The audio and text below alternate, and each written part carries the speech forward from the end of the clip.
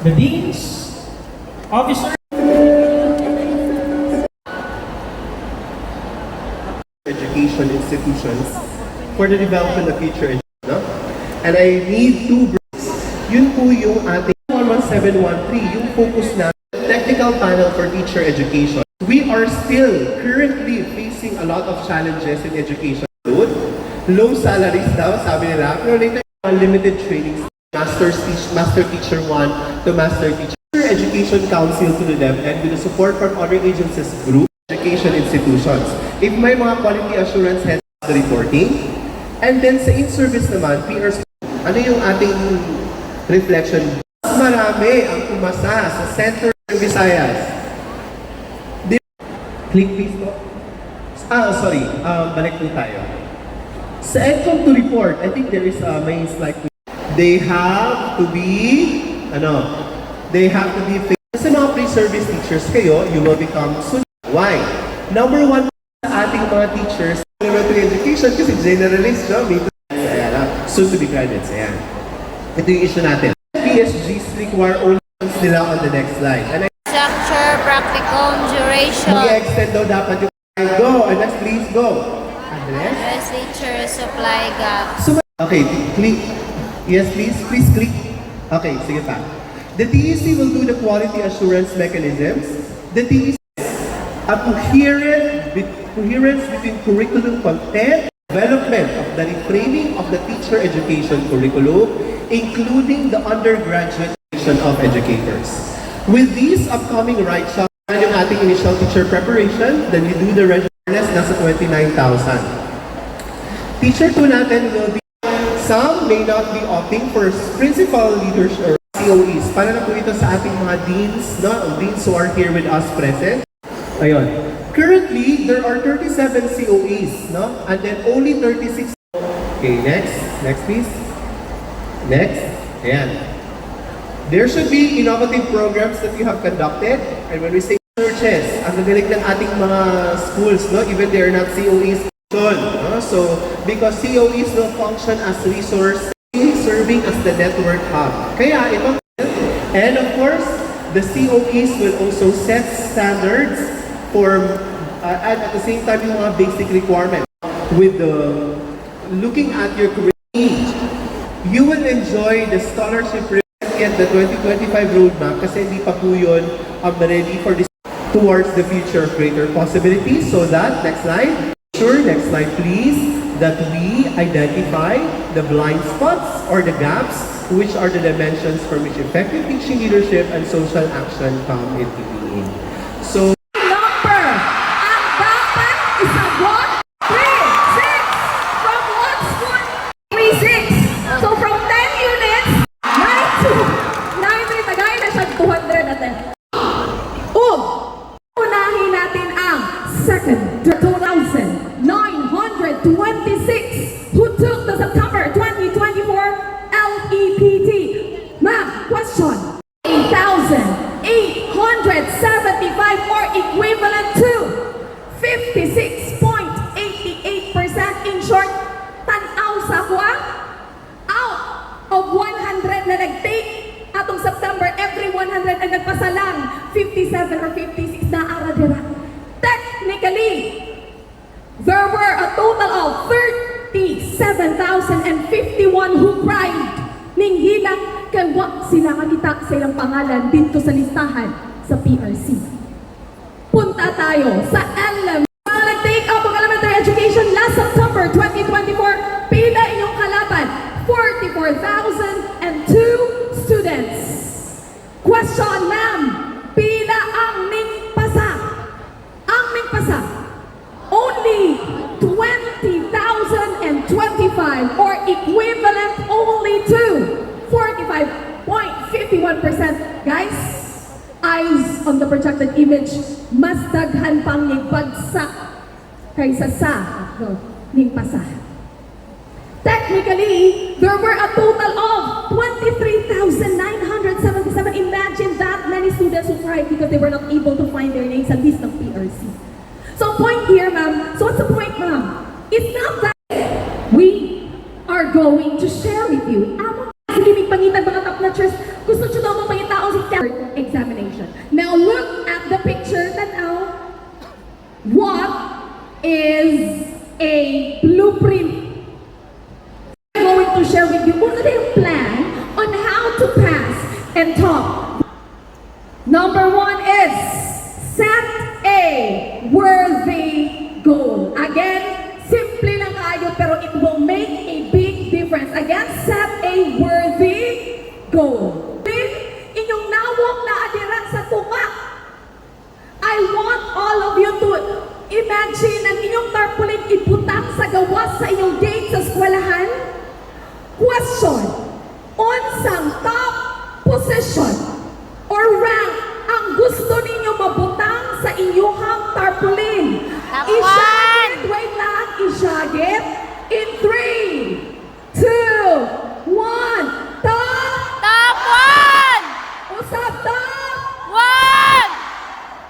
Bagaag mga nagway. Hoy, nahali kayo mo ay, grabe dyan ni Murag di na dyan ni mabang basa.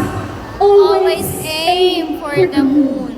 Even if you miss, You'll land among the stars. Ang uban nila, hala, nice, nagina na quotation picture na ko i-post na ko Facebook. Mauna na yung gihuna-huna. O, storya. Fast forward. Ang tutas fast forward. June 20, 2018. December 4, 2018. Nag-post siya sa iyang Facebook kung iyang gisulat mo ni. Examination came out. Mariel Saladaga, rank number 1 in the entire Philippines. Wak palakpak, dira na suya, manayo siya kay kurang ko mag may paglao mga good. Number 1 si Mariel, it only started with setting a Goal! walay energy, setting a Goal! unsang top ganito top. 1! Okay, setting a goal. Bantay na mo makusiyan. You have to remember man siya sa iyo. It's not gonna be easy. Tama ba na naamoy mga problems karon wa pala mo ka-graduate, yes or no? Yes! Kinsay way kwarta dire. Di ka naghabag mga way kwarta dire. Okay, remember that life is not always a bed of roses. Kaya, second step, pakipicture. Identify your drive or motivation to pass and top the LEPT. Saan? Para kanino ka bumabangon? Ikaw, talagang kinsa ka mangubangon. Mauna ang ipangutana sa iyong kaugalingan. Isigaw ang sagot Para sa kanino kayo pangatlo. bumabangon. Para sa akong lang. Guys, naapadiri ang reason nga nung aning ED UM Davao graduate 2016 Cabao when na perti niyang hilang for how many weeks until pamina mo kay wako nag-joke ani tinuod medyo di until namata siya ug na-realize niya naroon ako sige hilak-hilak dapat ihimo na ako ng motivation drive para mas maningkamot ko para sa board exam kay para pag magkita ang isa kong ex makaingon jud ko ako lang naman ang sinayang mo. Came out. Rowena ranked number 1 in the entire Philippines. Wow. And the University of Mindanao gave her ₱500,000 pesos. Wow! Ug kabalupa mo, kinsa ang iyong tax o galit sa iyaha. Kinsa ka ang iyahang ex. Kabalupa mo, unsay gibuhat ni Rowena. Wapa! Kisin Rania. Maunang tagaan na itong corona si Rowena. Kaya wala siya nagpaatik sa iyang dating hinigugma. Oh, the tasks at hand. Na natay worthy goal, na natay drive or motivation. Next, kapalupata part of the examination. Recommend. Sino ang nag-recommend? Gen Ed, Prof Ed, and me. Familiar po ba mo ani sa akong panahon, pang sinauna ng panahon? Familiar mo ni Full House? Woo! Yes! Di ba sgong mo ka ng sang Dragon Ball? O naman dyan, Slam Dunk!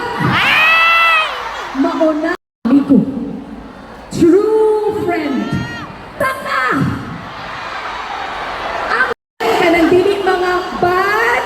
influence. Okay, kami grateful kami sa University of Hayden. Again, this is not for you. Nagapara in yourself. Yes. Since ano rin ang kung kaya ba nila? 3, 2, 1, go!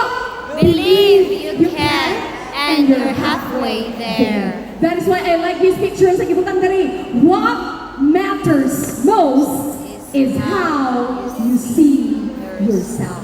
Okay? Believe sure that you should be humble and teachable. According to Richard G. Scott, to be humble is to be teachable. Naisampo lang paspas ng dire na. Naku, estudyante. Ang pangalan niya si yourself. Again, even if you don't want to do it, Pain of discipline is far less than the pain of regret. Do you agree? Yes. Okay. And then the last one before we end.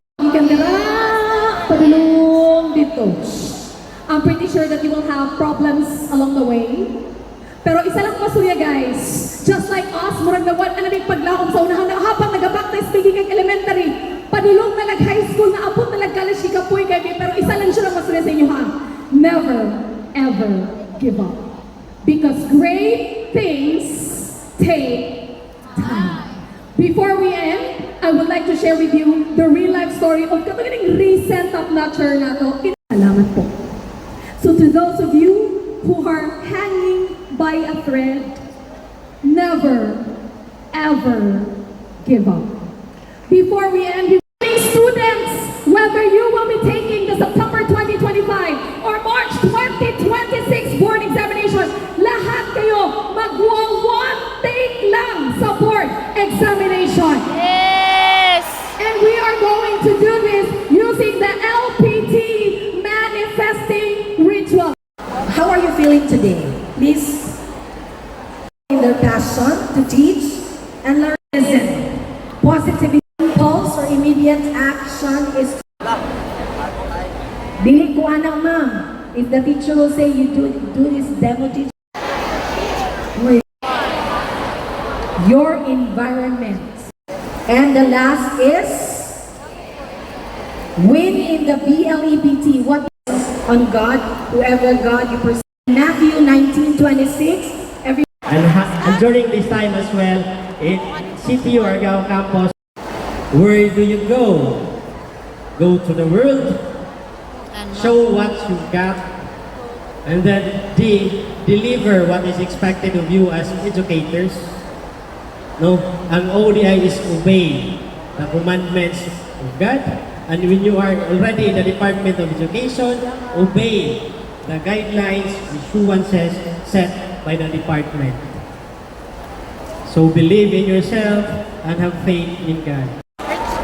And ranked top 1 as best performing school in the whole country.